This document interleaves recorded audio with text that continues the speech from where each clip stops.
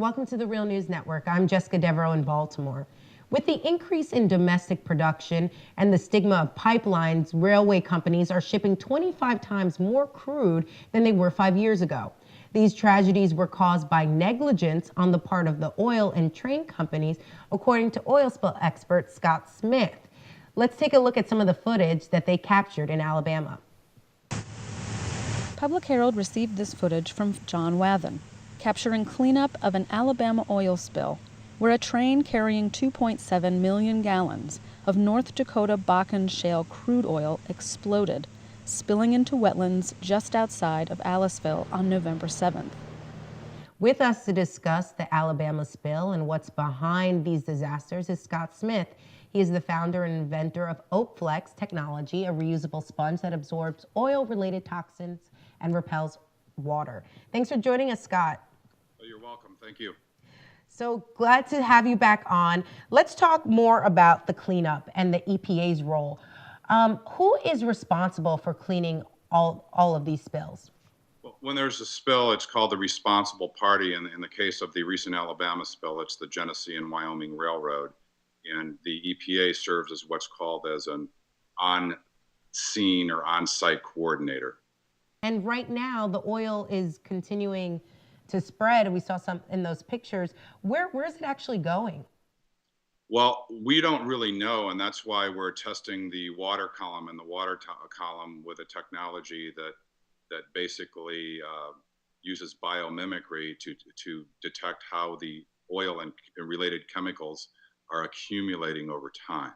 And if you see from the aerial footage, they're using hoses with water to spray the oil. And when you do that, that's dispersing it into the water column and making the problem worse. And let me make that very simple analogy. If you or I owned a property with a dock on the water and we spilled 10 gallons of oil in the water and we got out our hose and started spraying it, we would be arrested, and we couldn't say to the EPA and the state officials that we're corralling the oil. Just think about that. It's mind-boggling that you've got the communications guy from Genesee and Wyoming making statements that they are corralling the oil by spraying it with water. They're not using any technology, let alone the best available technology.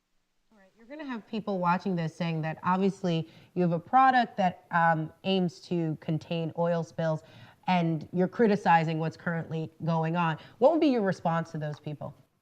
That I welcome that challenge. It's just not, the technology that I invented is a small part of this. There are a lot of other great technologies out there in this country.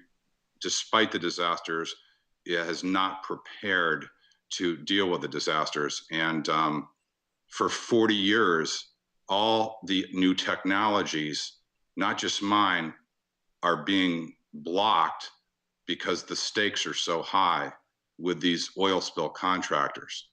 What do you mean by that, the stakes are so high? Well, there's a lot of money made in the oil spill contracting business. There's a lot of money made, in this particular case, by the railroads. So just one data point, in 2008, there were 9,500 cars of oil moved by the rails. In 2012, that's with 236,000. In 2013, there will be over 400,000 rail cars moved by the railroads. And that's pretty significant when you think about it.